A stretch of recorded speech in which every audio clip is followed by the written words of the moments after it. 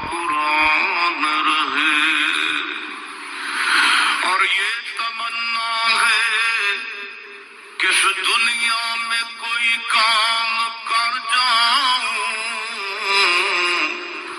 مولا اگر توفیق مل جائے تو خدمت اسلام کر جاؤں، اور یہ تمنا ہے کہ تعلیم قرآن عام ہو جائے،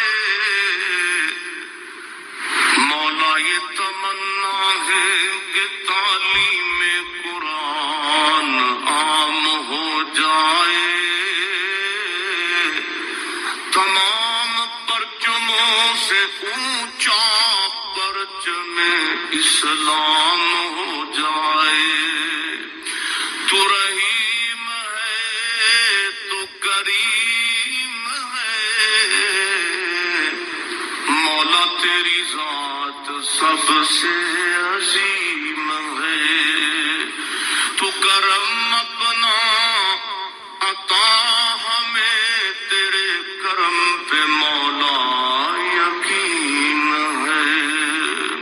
تیرے ذمہ لگایا اللہ نے وہ تو کرنا جو تیرے اللہ نے۔ ظاہری صورت سے ہوتا کیا ہے، سنو کیا ہوتا ہے۔ مولانا رومی نے لکھا ہے حضرت موسیٰ علیہ السلام کے زمانہ مبارکہ میں ایک شخص تھا، تو حضرت موسیٰ علیہ السلام کی نقلیں اتارتا تھا۔ آپ کتنا لمبا کرتا پہنتا تھا، ہاتھ میں چھڑی پکڑتا تھا، تھوڑا غصے سے بولتا تھا، معاذ اللہ نقل اتارتا تھا۔ جناب موسیٰ کلیم اللہ علیہ السلام کی قوم کا جب غلبہ ہوا تو انہوں نے نکال دیا اس کو، تو نقلیں اتارتا ہے، وہ نکل گیا، شہر سے باہر نکال دیا۔ حضرت موسیٰ کلیم کہتے ہیں میں ایک دن کوہ طور پہ گیا ہوا تھا، تو رب کریم نے مجھ سے فرمایا کہ فلاں جگہ فلاں درخت کے نیچے میرا ایک دوست انتقال کر گیا ہے، اسے اٹھائیے، غسل دیجیے، کفن دیجیے، جو اس دور کا طریقہ تھا، تدفین کر دے۔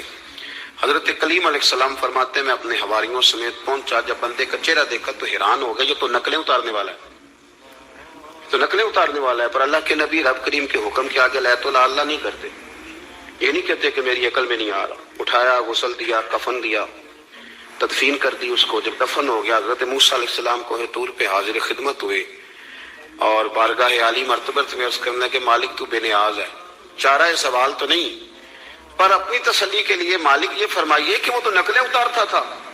تو رب کریم نے فرمایا موسیٰ بات یہی ہے، پر میں نے اسے نہ مرتے وقت ایمان نصیب کر دی، وہ آپ کا کلمہ پڑھ کے دنیا سے گیا ہے اور توبہ کر کے گیا ہے، تو مالک اتنی کرم نوازی کیوں ہوئی؟ تو رب کریم نے فرمایا موسیٰ جب وہ تیری طرح بن سور کے نکلتا تھا نا، تیری ادائیں اپناتا تھا تو مجھے پیارا ہی بڑا لگتا تھا، پیارا لگتا تھا۔ یارو دیکھو نا ترمذی شریف میں حدیث